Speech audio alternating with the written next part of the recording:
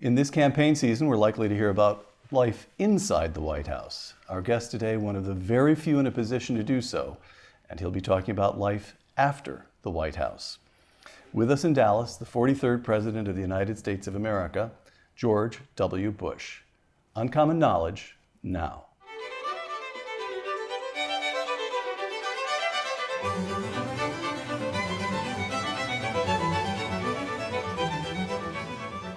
Welcome to Uncommon Knowledge. I'm Peter Robinson. In 1994, George W. Bush was elected 46th governor of Texas. 4 years later, he was re-elected with a record 69% of the vote. In 2000, Mr. Bush was elected 43rd President of the United States. 4 years later, he won a second term. In November 2010, Mr. Bush published Decision Points, a book describing critical decisions in his personal life and his presidency. The same month, he hosted a groundbreaking ceremony for the George W. Bush Presidential Center. Located on the campus of Southern Methodist University, just a few miles from where we're taping today, the George W. Bush Presidential Center is now nearing completion. Mr. President, first things first. 2 years in a row, your beloved Texas Rangers have gone to the series and come away without the Commissioner's Trophy. Yes. They're 5 games up in their division as you and I speak. Could this be the year? This is the year, Peter. First of all, the fact that we got to the World Series was miraculous to many Ranger fans. But now that we're used to the World Series, Game 6 of last year still represents major heartbreak.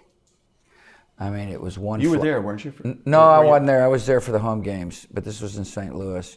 And so Laura and I were in Crawford. And went to the game last night with Nolan Ryan, and it's still painful for both of us to relive the moment. But it was, listen, we had never experienced pennant fever in the Metroplex, and it was very exciting. Sadly lost to the Giants, who you're probably for, and then the Cardinals. And but nevertheless, it was really exciting. This is the year. This is the year. This is here. I don't know. We'll see. Segment 1, the afterlife. Yeah. While you were still in the White House, you write in Decision Points, Mrs. Bush began referring to your post-presidential years as the afterlife. Right. So here are a few model afterlives. John Quincy Adams leaves the White House, goes right back into public service, Right. serves in the House of Representatives.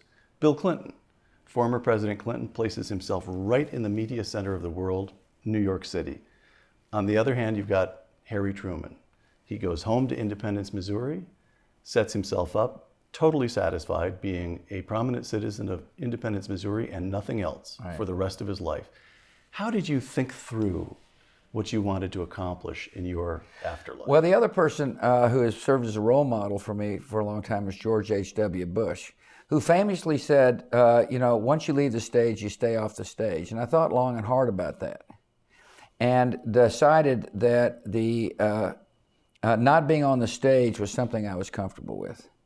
I mean, Peter, there's really no sacrifice in serving the country, particularly if you love the country like I do.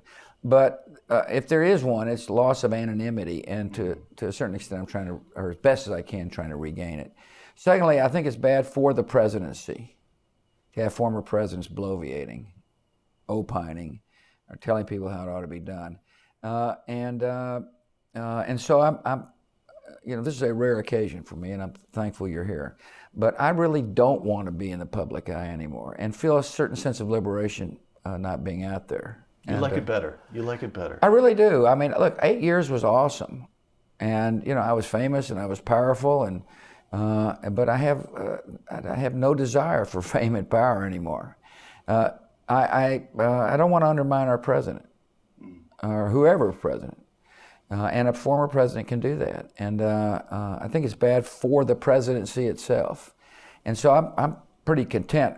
The afterlife, really what she should have said was, we're now getting ready to start a new chapter in our life. Afterlife being the afterlife of the presidency, but afterlife kind of gives a sense that, you're like something's dead. over. Right. And I have found that there's, life after the presidency is awesome. Presidential libraries, again, a couple different models. The Reagan Library sits high on a hill in Southern California. Magnificent structure. Yes. Isolated Yeah. but magnificent. Then you've got your dad's library at Texas A&M, where he made a very conscious decision to include a teaching branch of his institution with 36 very impressive fellows at the Bush School for Government and Public Policy, a grant awarding piece branch of Texas A&M. So it's integrated into the academic mission of the university. So how did you decide what you wanted for the Bush Center, Well, of for course, your center? You forgot to talk about the Hoover Institute. Widely admired, by the way, and by a lot of people, including me. So I wanted to figure out a way to remain engaged in policy. I wanted to defend certain principles without being involved with politics. And we just started the Hoover model, which is a place of great intellectual depth. Obviously I'd worked with some, Eddie Lazier and Condi and John Cogan. Yeah, Cogan and Taylor. Right. All of whom are really bright, smart people who contribute to the dialogue. On the other hand, we wanted to be different. Will you explain what you mean by that? Well, I mean that as a result of our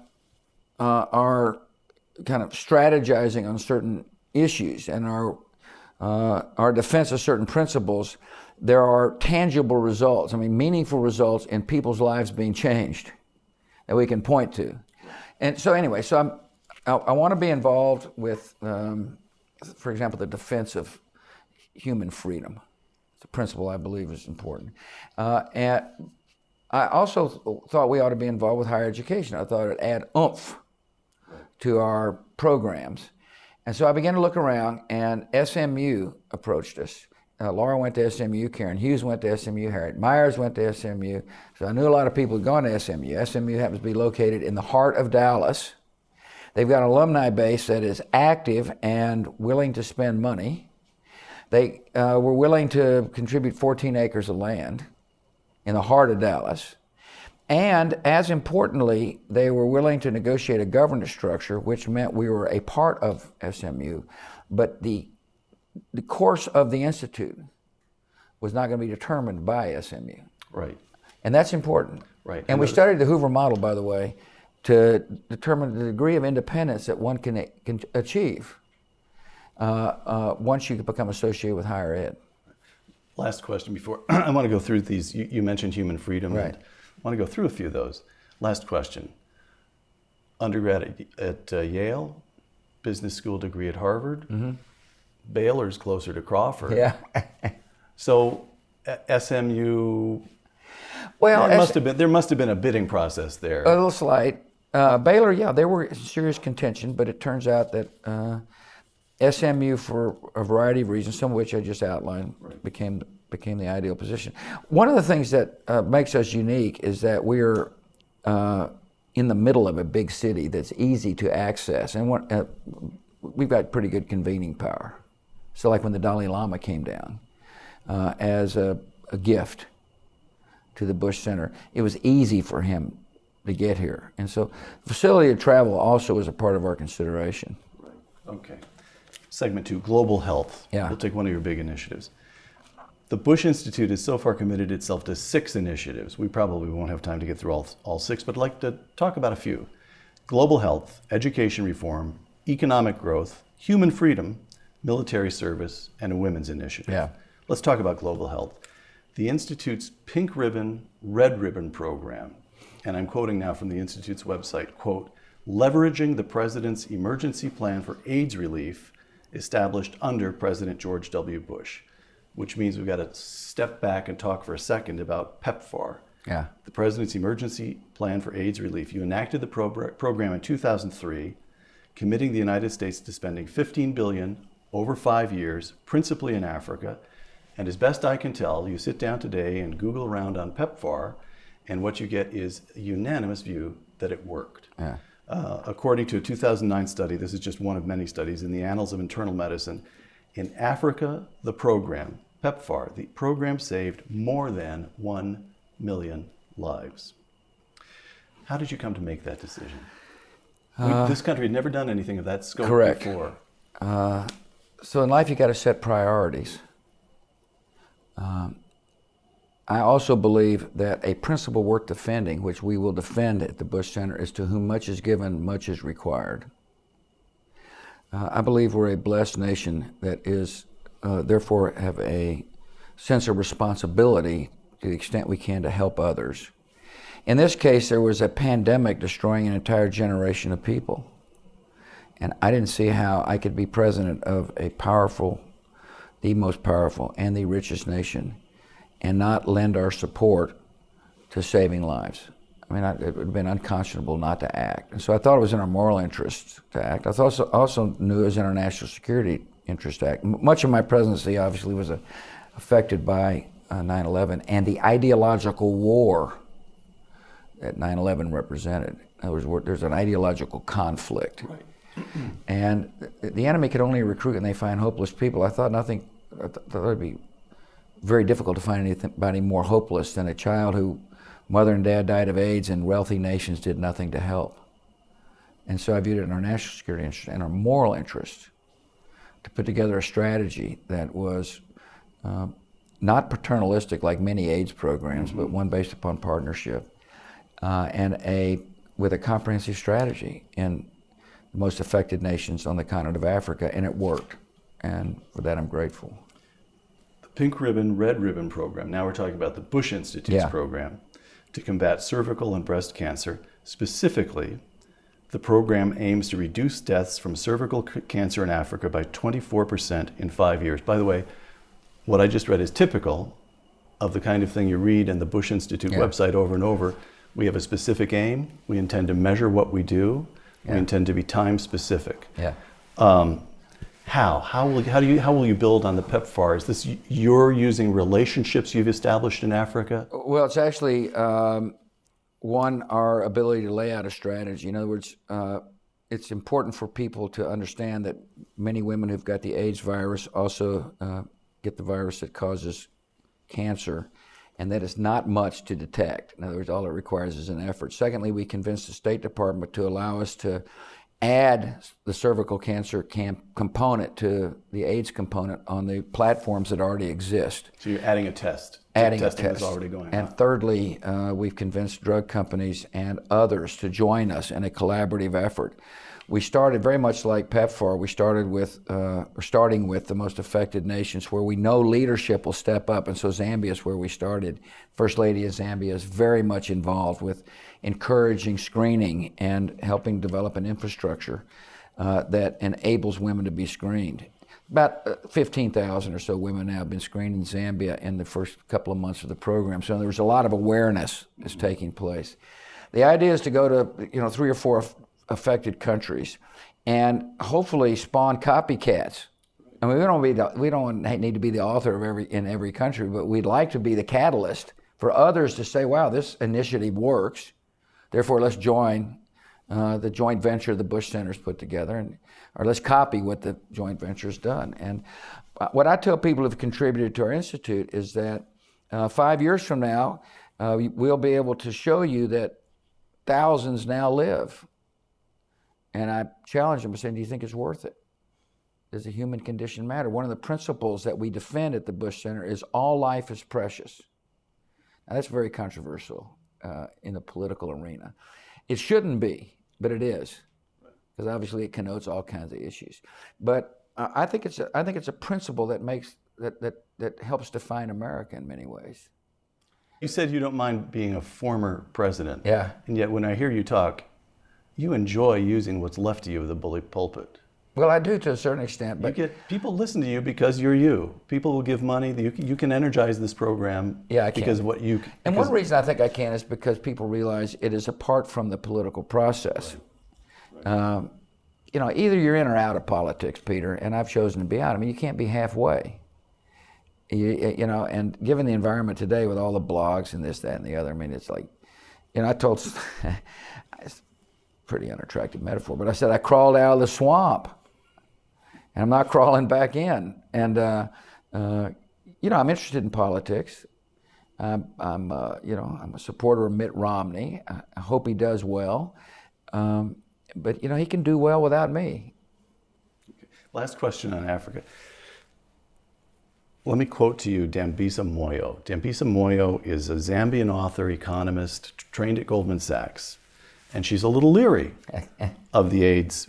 Let me just give you the quotation. Yes, we can send HIV drugs to Africa, but are we creating an environment in Africa to make sure that in 10 years or 20 years, African governments are going to take responsibility for this? We Africans are not supposed to be tapping into the American tax base. Yeah.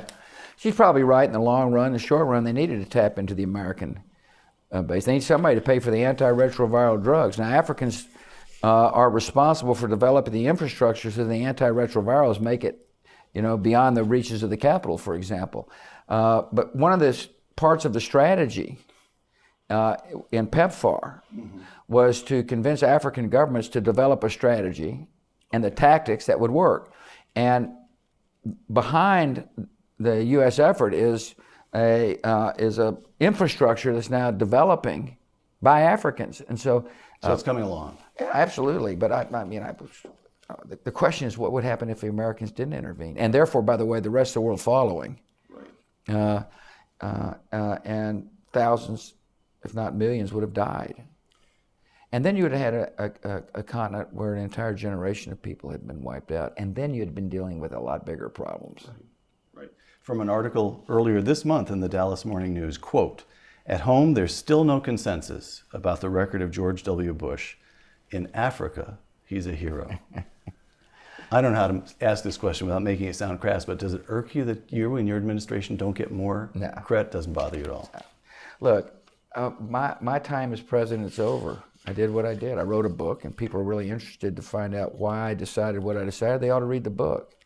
But the debate's finished, and I think, kind of striving for a legacy is a complete waste of time. I mean, a legacy will emerge with the reach of time, and I'm perfectly comfortable with, with a couple of facts. One, I won't be around to read it, and two, that there will be objective historians who properly analyze the decisions I made. And my book is just a way to contribute to the eventual writing of history. And no, believe me, I'm fine. You look fine. Yeah, I mean, it is what it is. Okay. Segment 3, education reform. A couple of quotations. Quotation and a couple of statistics. Quotation, former First Lady Laura Bush, quote, "To build a more hopeful America, we must help our children reach as far as their vision and character can take them." Beautiful, close quote. Statistics. According to a Harvard study, last year American students ranked 17th in world reading and 32nd in math. And among African American, Hispanic, and Native American students, the figures were much worse. Yeah. What's wrong? What's wrong with America's schools? They won't change. And one of the things, a principle of the Bush Center is that we believe that you cannot have a free society without educated people, and that accountability is essential to freeing people from ignorance. So one of the reasons I got into politics in the first place is I was dissatisfied with the public schools of Texas. Mm-hmm. I tell people this story all the time about meeting a geography teacher in a high school outside of Houston. I said, "Man, it must be awesome to be a geography teacher." He said, "It's terrible." And I said, "Why?" I said, "Because my students can't read." So what has happened is they've just shuffled kids through the school without ever asking the question, do you have the knowledge necessary to move on? And this is the beginning of the basis of what is now called No Child Left Behind, which at the state level, we said, in order to get state funds, you have to measure. Mm-hmm. And then when I got to Washington, I said, in order to receive federal funds, 70% of the education budgets are federal money. It didn't bother me that it was only 7%. What bothered me is that we weren't getting a good return on our dollars invested. And so No Child Left Behind demands accountability. And it's interesting to watch accountability come under assault. You got people saying, "Don't measure me, it's unfair to hold me to account because of the social conditions of the students." And you've got people saying, "There is no role for government to demand accountability." I strongly disagree with both arguments. In the Bush Center, in this case, right now, we're training principals to be able to use accountability better to enhance for change. Now, if you're a reformer, if you believe in reforming a system that won't change, that I believe that accountability is the gateway to reform. In other words, you got to have data. You got to prove failure before you can demand change. And so accountability is one of the key parts of demanding results-oriented processes. No child, I Googled around before coming down here to try to figure out, as I said, on PEPFAR, opinion is unanimous. Yeah. It worked. Yeah. Now there's some carping about what was our national interest, but the notion that the drug money went over and people took it and over 1 million lives were saved. Yeah. Everybody agrees. Yeah. No child is not like that. You've got the column in the Wall Street Journal last year talked about, quote, dramatic progress, especially after No Child Left Behind. Well, that's one thing. Yeah. And then there's a Cato report of just a couple of months ago saying there's no pattern of faster improvement under No Child. In 4th grade, math improvements were faster before No Child than after. In 8th grade math, it's essentially a dead heat, and so forth. So it's a mixed picture. Yeah. All right, so I got that, and then I see the Bush Institute, your program for principals, is knitting together a network all over the country. So I was thinking, well, this looks decentralized. What the Institute is doing now looks decentralized.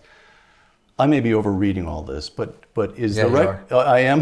Yeah. Okay. Now the question is No Child? Do you think now of No Child Left Behind as a worthy experiment that taught us the federal government? No question about it. Not only that, it emphasizes decentralization. Okay. Nobody says here's how you have to teach. The federal government wasn't saying. The state government was saying you must do this or that. What they're saying, what we were saying is, in return for money, could you please show us if the methodology you've chosen to use works? I mean, you quoted statistics saying that we're like 17th in the world in this. Yeah. And one reason is because we're not fixing problems early. Right. And how do you determine whether or not problems need to be fixed if you don't measure? And so, I listen, believe me, teach the test. I've dealt with all that on my public service career. I am absolutely adamant in my belief that education reform only works if you prove failure or success, and the only way to prove failure or success is to measure. Now, when I got elected governor of Texas, there are like 25 goals. Too many. Yeah. And so, we distilled it down initially to like 3 or 4 goals, one of which was you have to read at grade level by the 4th grade. Now, if you want to improve the statistics that you just commented on, which I know you do, at the very beginning, you got to teach kids to read. Otherwise, the future engineers don't exist. Right. And so, it's an absolutely worthy effort, and it needs to be defended. Okay, so let me get your sense of where things stand right now. Way back when your dad was vice president, Reagan years, there was that famous report, A Nation at Risk. Yeah. And my feeling, and my guess is it was to some extent your feeling too, because my guess is it was part of the impetus behind No Child Left Behind, was that not a whole lot happened from Ronald Reagan straight through to 2002 when you enacted that bill. Correct. 20 years of not much happening. And now we've got your governor, your brother in Florida, voucher programs. Yeah. Mitch Daniels in Indiana, pretty sweeping voucher programs. Yes. Bobby Jindal in Louisiana, maybe the most sweeping voucher programs in the country. Correct. You've got that. At the same time, what we've got coming along, now I haven't seen test results, but you sure can identify the effort.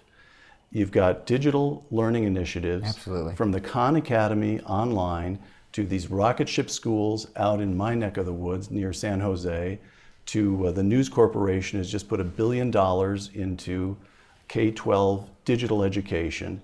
Do you get the feeling that the country is maybe about to make a move? I hope so, but in order for them to do so, they got to understand whether or not the schools are working or not. Listen, most people believe the school their child goes to is excellent. Most people love their own congressman too. Yeah, well, yeah. But in this case, what accountability does is it compares schools from district to district. Oh, that's you've got on your website. And then we've also got accountability from schools, district to district, to schools around the world. Right. And so listen, this reform movement's awesome. I just happen to believe that when you take the guesswork out of whether or not a school is performing, it emboldens reformers. I mean, you got to have the case, and that's why accountability is important. And listen. My judgment is that there's a kind of a status-oriented group of people. They just won't change. And what you're now describing is kind of beginning to kind of nibble at the edges. Right. And I never worried about the delivery system, the nature of the delivery system. You got to worry about the results of any delivery system. And so if you focus on results and demand results and provide options for different delivery systems to get those results, that's what causes there to be change. Right. I want to mention this because to me it's one of the most impressive things. Bush Institute already has a website, Global Report Card, all one word, globalreportcard.org. Anywhere in America, you can type in your address and compare the test scores in your school district with those in other school districts in your state, in the nation, and around the world. That's right. It's a very powerful device. So you got a school district in suburban Dallas and that thinks they're doing great, and then all of a sudden you dial in relative math scores, compared to Gutenberg, Sweden, or whatever it might be, and you realize, wow, my kids, the test scores for my kids at my high school don't even come close to comparing to, and so then the parent has a tool. Say, why aren't we comparing? Right. And how come we're stuck in mediocrity? Right. And but without the tool, it's guesswork, and people want to guess that their kids goes to a great school. So that's what accountability does. Segment 4, economic growth and human freedom. The Bush Institute has embarked on a 4% growth project. You've already held a couple of conferences on growth already, and just to give folks some sense of how dramatic the aim of 4% growth is, first quarter of this year, the United States grew at 1.9%. So the Bush Institute is arguing that the country could and should grow twice as fast as it is right now. Former President George W. Bush, speaking at one of these conferences, quote, "Most of the political debate is about our balance sheet, but in order to solve the balance sheet, you've got to grow the private sector," close quote. Correct. Brilliant. Whoever said that has to be a genius. Yeah, that's right. So the Bush Center, we're defending free enterprise. Part of it being a free people requires an economic system that frees the talents of the individual, and a defense of the market. One of the formative experiences in my life was to go to China to visit Mother and Dad in 1975, where there was no consumer demand. Witness the fact that everybody wore the same outfit. In other words, you had a little group of people deciding, you look beautiful in gray, and so does everybody else. And I go back to China, and consumer demand has, in the marketplace, are flourishing, and there's like bright colors, and it was an unbelievable contrast. I happen to believe freedom in the marketplace is one of the freest forms of possible, where the collective demand of individuals decides that which is produced, as opposed to a handful of people. So let me ask you a question in that regard. Yeah. Soviet Union. Right. Cold War ends, and under Yeltsin, they move very quickly to democracy. Right. And their economy falls apart. China, Yeah. Deng Xiaoping starts his work in 1979, and they open up slowly, but pretty quickly, to free markets. Right. And they have transformed the country, but it remains a one-party state. So far. So far. Well, okay, that's the question. So who got it right? And should we give the Chinese a lot of credit because economic freedom is, after all, a form of freedom? I'm sure you've got scholars at Hoover analyzing the Russian model. As a matter of fact, I think you do. We do. And so you ought to probably relate to their conclusions, since I don't pretend to be a scholar. On the other hand, I did witness the decision by some to enable a handful of people to exploit Russian assets, which created a lot of angst amongst the leadership, and anger people wondering in Russia, why so-and-so got the benefit. And then I saw those people start flexing their muscle and the state pushing back. And that stood in contrast to what you described in China, and that is the marketplace beginning to flourish. It has a lot of problems, of course. I mean, during my presidency, I had to deal with intellectual property rights and, people obeying rules, international trading rules and stuff. But I also recognized during that period of time the Christian church, for example, has flourished. Now, it's underground, admittedly, but there's a lot. Some of whom we're working with at the Bush Center through our Freedom Initiative. Oh, really? Absolutely. And and so, obviously there are two different decisions made about the same period of time that have led to different consequences. One is the state has become more powerful in Russia. The state is becoming less powerful in China. Right. So property rights, Yeah. free market, Yeah. all of this. In other words, when the Bush Institute talks about human freedom, it's not some sort of naive notion, hold elections and you're done. No, not at all. I mean, you can't. I mean, elections are an important step, but there has to be civil society behind it. There has to be market-based economics to help the people, the free people, politically free people, realize their full potential. So we're big defenders of free enterprise. We're big defenders of, healthy societies, educated societies as well. Freedom is kind of the cornerstone of the Institute. Now, here's the thing that you got to understand about these deals. If they're personality-based, in other words, this is all about me, they fail over time. I mean, I'm still a fresh memory. I've been out of presidency for 3 years. But 20 years from now, I'll be just a name. A number, 43. I'll have had a record. I would have had to deal with 9/11 and the financial meltdown. Right. But people will long forget, what 43 was like. But they'll never forget, I hope. And one of our purposes is to remind people that freedom is universal, that it's a universal right, and it's not granted by the United States. I happen to believe it is a divine grant, but however it's granted, it's universal, and that free markets are the best way for people to become prosperous, or that good education systems are necessary for free societies to thrive.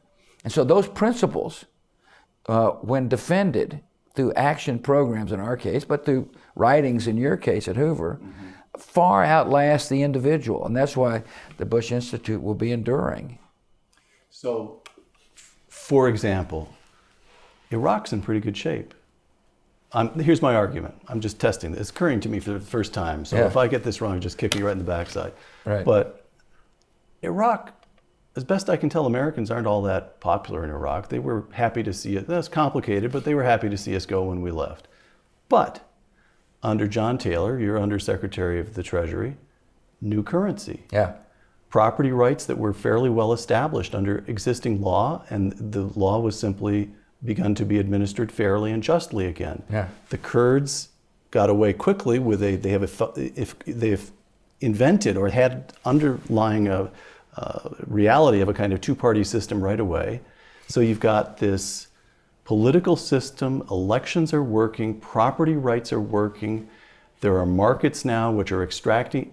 It works. Basically, it works, right? I'm not surprised. You're not surprised? No. People want to be free.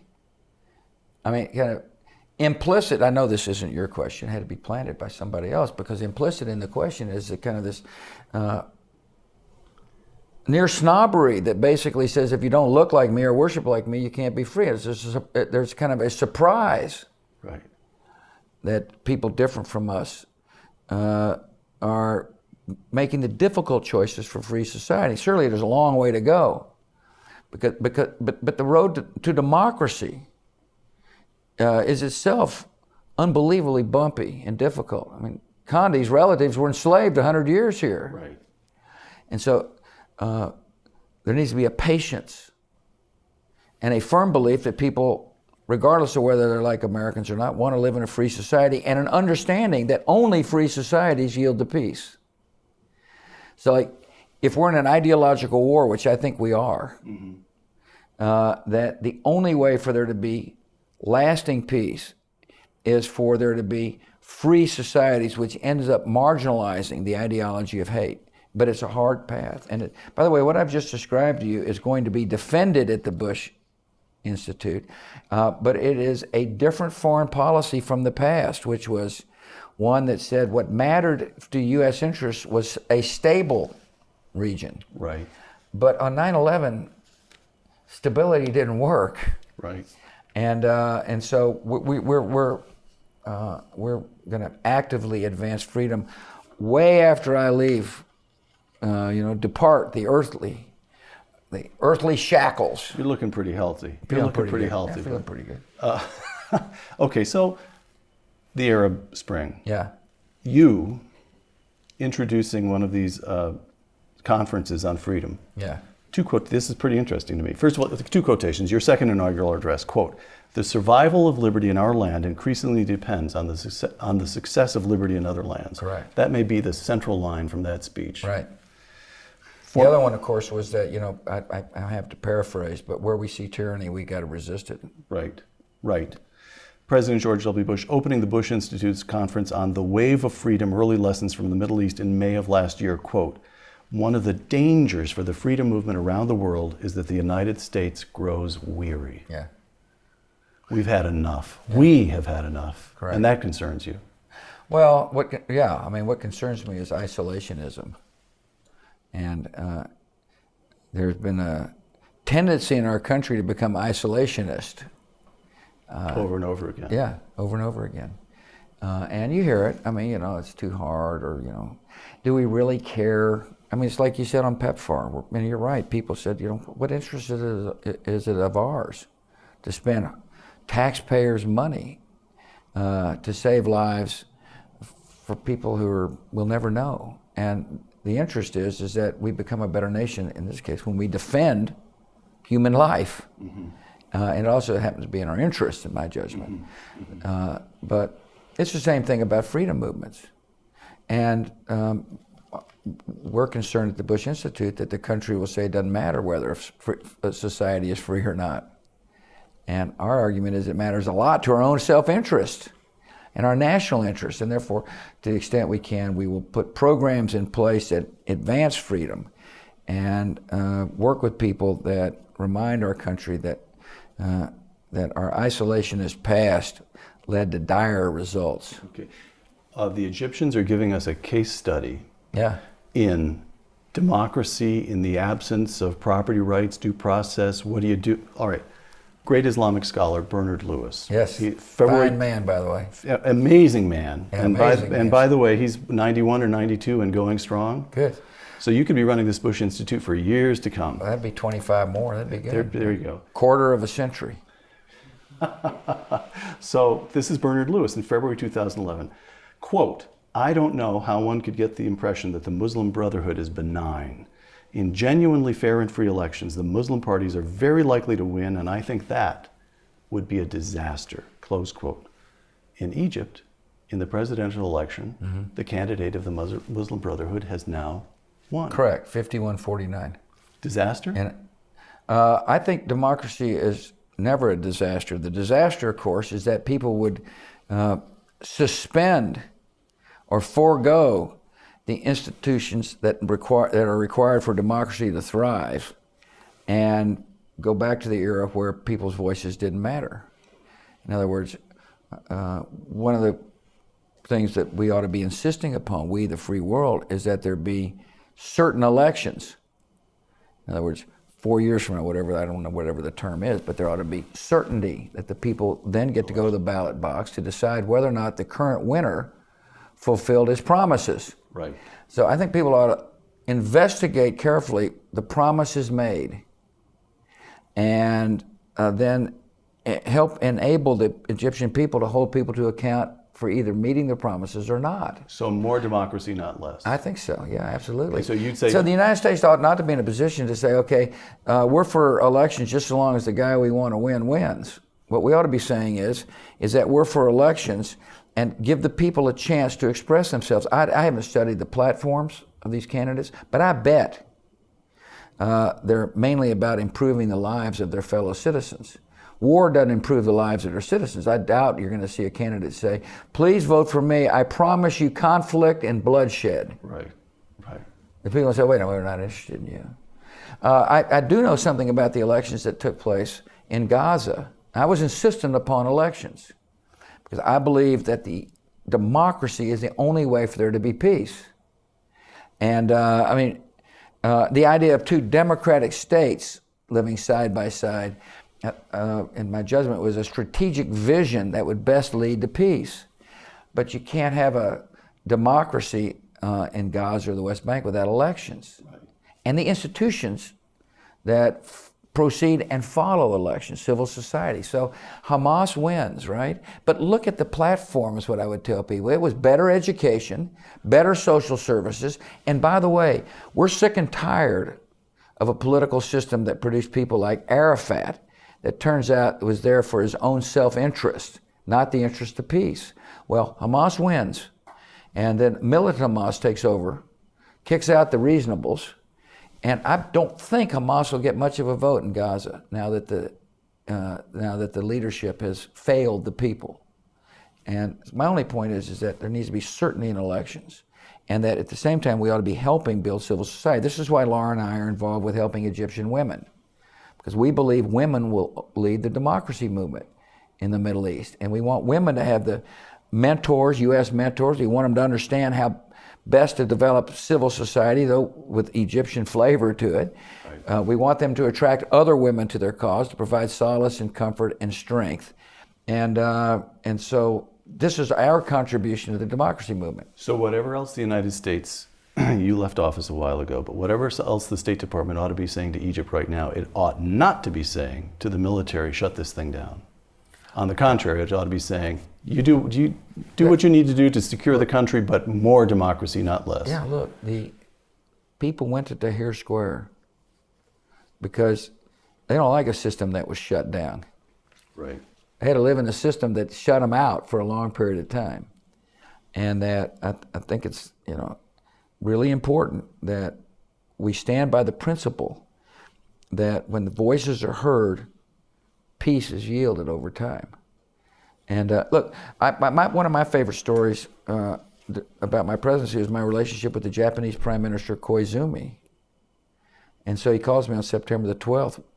We're with you, man, shoulder to shoulder. And we'll work to spread freedom as the alternative to the ideologues. I mean, he saw it. He saw it right away. Absolutely. And what made the call unbelievably ironic is my father fought him.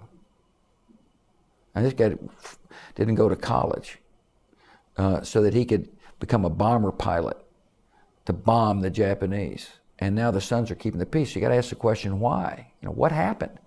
It wasn't inevitable that the United States and Japan become friends. And I ascribe that phone call mainly to the fact that Japan adopts a Japanese-style democracy where the people get to decide the fate of their government. And same thing that'll happen in the Middle East. And the Bush Center Institute wants to be involved with that process as best as we can. Back to the 4% growth. Yeah, you kind of got diverted there. No. Nice diversion. I'm not going to stop you. It's your program. That's it. Handful of quotations. Yeah. President George W. Bush, quote, "I had to abandon free market principles in order to save the free market system." This is in the Rose Garden when things were bad. Yeah. Senator Barack Obama, at the time the president-elect, not too long after you made your comment, quote, "Everybody knows we're in the worst financial crisis since the Great Depression," close quote. Final quotation, Fed Chairman Alan Greenspan testifying to Congress in the autumn of 2008, quote, "This crisis has turned out to be broader than anything I could have imagined." The wise man of Washington. Yeah. Those of us who look to the self-interest of lending institutions to protect shareholders' equity, that is, those of us who suppose the free markets would work, are in a state of shocked disbelief, close quote. Okay, so something big happened. Yes. And it's pretty hard to talk about getting back to 4% growth unless we understand what it was. Yeah. And do you feel that we understand yet quite what happened? I'll be honest with you. I don't. I haven't heard an explanation that strikes me as comprehensive, explains all of the No, forces. I think it's going to be, I think, it'll take a while to sort it all out. No question there was a lot of liquidity in our system. In other words, we're the most attractive place for people to invest, a lot of money coming from overseas, and people started inventing products. And at the meantime... Financial products. Yeah, financial products, and so forth. Right. And it seemed like a safe bet would be housing markets, but the housing market became overinflated. A bubble was created, partly because Congress refused, not going to be a little self-serving here, refused to respond to the demands of President George W. Bush to reform Fannie and Freddie. Right. So you had liquidity pouring in, a bubble being created in the mortgage market, and instruments kind of taking advantage of what seemed to be a bubble that wouldn't pop. And it popped. And so you're president, you've campaigned on the market. You said, look, bad decisions ought to be sorted out by the marketplace. People ought to pay for a bad decision. And I'm told that, it's a good chance you'll be overseeing a depression. And the nature of the presidency is such that you got a stark choice to make. Do you gamble and hope we don't go into a depression? Or do you say, let's do the best we can to stop a depression? I chose the latter. I didn't want history to say Bush could have done something about 21% unemployment and didn't. Right. And so I made a painful decision. It was Bush to economy dropped dead. Yeah. That sort of thing. It's painful, man. I came from Midland, Texas. My pals out in Midland, I knew what they'd be saying in the coffee shop. And they did say it. Yeah, loudly. What happened to him? But I decided, and I would make the same decision because people forget. The interesting thing about history is people forget. They forget what the mood in the country was after 9/11, when there was threat after threat after threat. They forget that Congress overwhelmingly backed me to remove Saddam Hussein, both Republicans and Democrats. And they forget that in the fall of 2008, there was a liquidity crisis, the likes of which we have not seen in a long time. Now, I know you're an expert on the TED spread, but I wasn't. But the TED spread is a measurement of liquidity, and I became an expert on the TED spread as I watched the TED spread say day after day after day, capital's not moving. Right. And so I decided to do something about it, and moved as best as we could. Now the thing about interesting, Peter, I can't prove to you that my decision prevented the depression. I can just tell you we didn't have one, and. That's the nature of the job. The nature of the job is you got to make decisions that will be unpopular, but you think are right, and you take your hits. That's just what happens. You mentioned people forget. Amity Shlaes is the director of the 4% Growth Program. Awesome person. Oh, is she ever? And have you looked at her new book yet? Well, it's interesting you pitched it because you took the words out of my mouth. I had two intentions: one to pitch my own called Decision Points, and hers on Coolidge. I've pre-ordered it on Amazon. I read Forgotten Man. Oh, great book. Really good book. Really good book. Really good Anyway, book. go ahead. Okay, so now Amity owes us both. Yeah. But I was looking over, Amity gave a speech at your conference in New York, the 4% Growth Project, and she talked about the Kennedy tax cuts and how successful those were. Yeah. So here's what we know. Coolidge, his secretary, they're usually called the Mellon tax cuts because Andrew Mellon was Treasury Secretary at the time, but President Coolidge cuts taxes, and we get years of prosperity. Mm-hmm. John Kennedy proposes tax cuts, Lyndon Johnson enacts them, and the economy takes off. Ronald Reagan cuts taxes, and we get 25 years of economic expansion with only a couple of very, very minor recessions in that long period of growth. So you would think, wouldn't you, that if democracy were... Well, let me correct the record. Go ahead. George Bush cuts taxes and has over 35 months of continuous strong growth. And George Bush later says, quote, "I wish they weren't called the Bush tax cuts." Explain that one. That's a little of my mother in me. Because if they weren't called the Bush, the implication was that they had been made permanent. If they'd been somebody else's tax cuts, we wouldn't be having a debate on whether they should expire or not. That's what that meant. No, I was proud of them. Look, I wasn't running away from them. I was basically saying, I was being modest, false modesty, which obviously didn't work. But the point is, small government, the lowest possible tax rates, this works. American history through the 20th century has proven again and again and again that it works. Yeah. And yet here we sit with the chief executive of the United States saying we need more government, we need higher taxes, we need the rich to pay their fair share, which is another way. So do you ever despair sometimes of democracy, of our ability to learn as a nation? So let's see, implied in your question is, am I for a form of government other than democracy? No, not at all. That's what elections are all about. You cut to the bottom a little faster than I was hoping. Well, that's what elections are all about. I mean, don't forget 2010. You know what, speaking about elections, let me talk about 2006. One of the interesting things I observed is power can be very corrupting. And the 2006 elections were not about Iraq.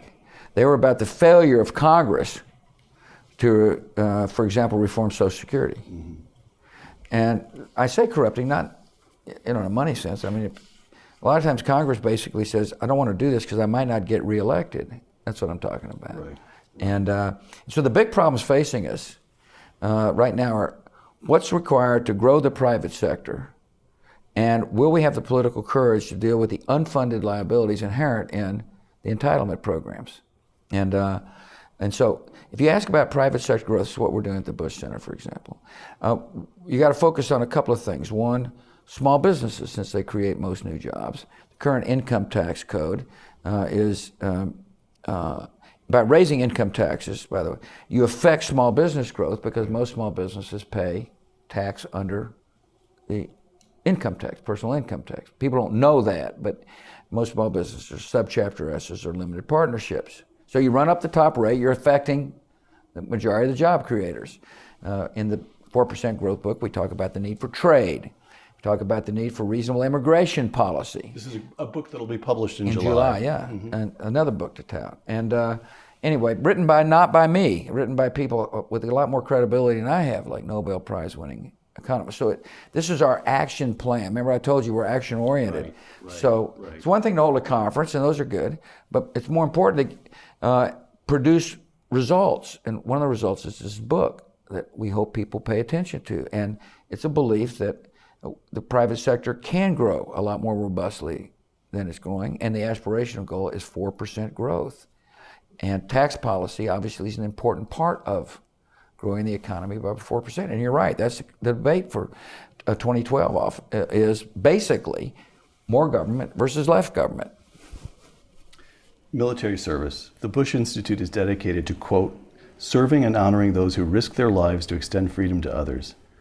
Now, as I understand it, a big part of this program is just your leading by example by spending a lot of your time with vets. Yeah, so far. So far. We want to be more added value than that. I mean, so for example, one of the things we're beginning to explore is it possible to develop a set of standards to determine, for others to determine whether or not the NGO to which they're contributing is results oriented? In other words, is it doing the job it should do? But right now, in order to honor our vets, I'm riding my bikes and sponsoring you had a 100K bike ride up in Amarillo this past spring. With 62-mile bike ride. It's awesome. Unbelievably awesome. First of all, mountain biking is a thrill. And to ride with vets who are dealing with severe injury, whether they be mental or physical, is a fantastic experience. So I'll tell you a story for your listeners. I mean, I don't need, your listeners probably understand how great America is. I hope they do. It's an awesome country. And by the way, how awesome is it a country where taxpayers contribute to save the lives of total strangers, like in Africa? Or for young men and women to go liberate 50 million people so they have a chance to live in peace while we're defending our own security. It's an awesome country. And so Major Gade, professor at West Point, one of the writers, tells a story about when he came home from the hospital. He's in a wheelchair, really blown up, to the point where he completely lost his right leg. And his little girl says, "Daddy, would you play Legos with me?" And Gade says, "I can't." And she says, "My daddy can't do anything." And Gade tells a room full of Texans at this bike ride, "That is when, Mr. President, I decided I could do everything including riding bikes with you. The thing that's interesting about Gade is that there's no prosthesis that would work for bike riding. So he rode 100 kilometers on one leg.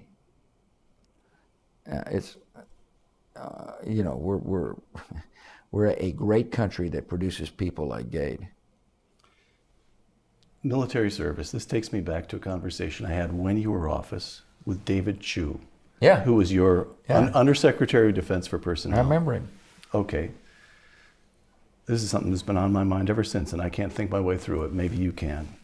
And we were talking about trying to get ROTC programs expanded up in the Northeast. And David Chu said, well, there's a problem in certain regions in the country. The Northeast may be the most dramatic because during base closings, those were the oldest bases up in the Northeast. The Northeast was disproportionately hard hit by base closings. You've got a lot of fancy schools up there. Your Yale, Harvard, my Dartmouth. And it turns out you've got very, very minor ROTC participation. Yale just took ROTC back, I believe it was last year, but hadn't had it for years. And so David Chu said there is a danger that an entire region of the country is drifting away from any contact with military culture at all. Mm-hmm. And I just to try to get a feel for it here, I looked at, turns out that in recent years, some 10% of Ivy League graduates, I don't want to make too much of the Ivy League, but it's a point. They're up in the Northeast. You're making a lot of it during this discussion. 10% of Ivy League grads apply to Teach for America. Yeah. Way under 1% are going into ROTC programs. Yeah. So Texas is Texas. Yeah. The Southwest is the Southwest. Yeah. But is there a way to address this regional imbalance? Peter, please take this answer in the spirit in which it's given, which is conciliatory to you. But just because Ivy Leaguers don't go to the military doesn't mean people up east aren't. I go to, in Maine, I go up to Portland for a picnic honoring families of the fallen, and it's packed, not only with grieving family members, but with the people that served alongside those who were killed in combat. We've got volunteers from all over the country, including up east. That's what we say down here in Texas, up east. Up east, gotcha. But no, I'm not worried about it. The respect for our military and our vets is overwhelming throughout the entire country. And this stands in stark contrast to the Vietnam era, where veterans were disrespected and felt it. But it's changed a lot, and I hope that the country's respect for our current veterans says to those veterans of, say, Korea or Vietnam, that we respect you too. And I think the veterans are beginning to feel that. Last couple of questions. Sure. Soaring deficit, Yeah. slow economic growth, the lowest labor force participation in many years, politics very bitter. Edward Luce, who served for 4 years as the Washington bureau chief of the Financial Times, published a book this past spring called Time to Start Thinking, America in an Age of Dissent. Political science, okay, you're answering already. Political scientists and longtime Washington observers, Norm Ornstein and Thomas Mann, have also published a book this past spring. Their title, It's Even Worse Than It Looks. So, Henry Luce, editor of Time magazine, right after the Second World War, wrote a famous essay in which he called the 20th century the American century. Yeah. And the question is, the 21st? You got it. Yes. We're the most productive nation. We're the most innovative nation. We got a great higher education system.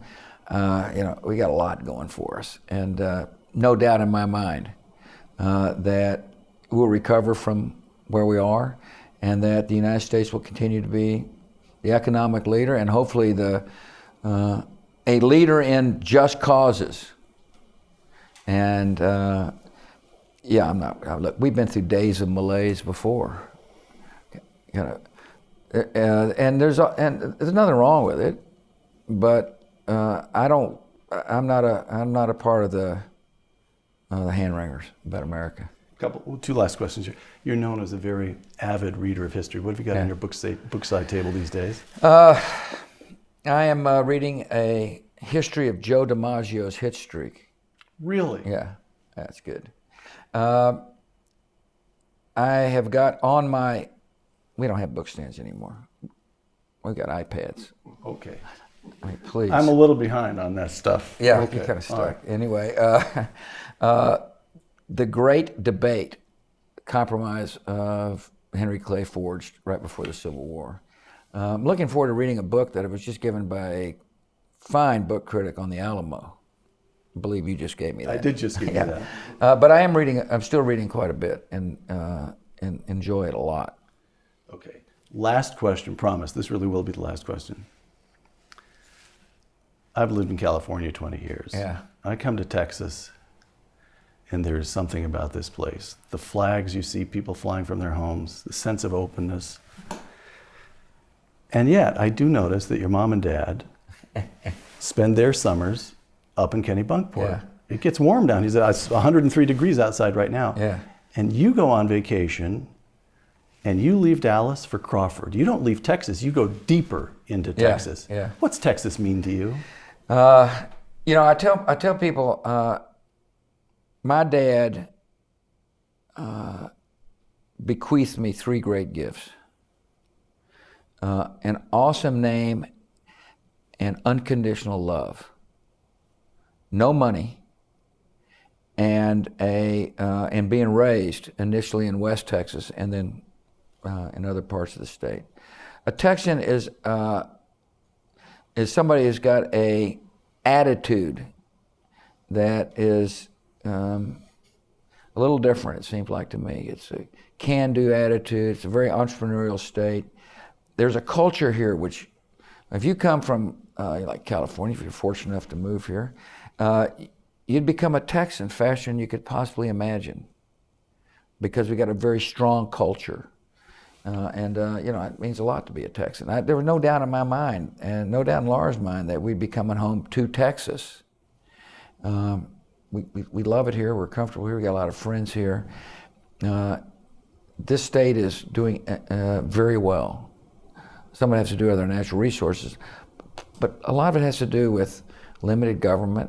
We don't have an income tax. Do you know the Texas legislature, the second biggest state in the union, meets 4 months out of every 2 years, which meant being the governor was awesome. But it's unbelievable, isn't it, that we can get our budgets done and get the state's business done and send people home to be less of a politician and more of a citizen. And so we've got not only an attitude, but we've got a structure that supports the attitude. And it's a great place. I'm honored you're here. Thanks for coming down. Thank you. Yeah. George W. Bush, 43rd President of the United States. Thank you for joining us. Yes, sir, Peter. In Dallas, for Uncommon Knowledge, I'm Peter Robinson.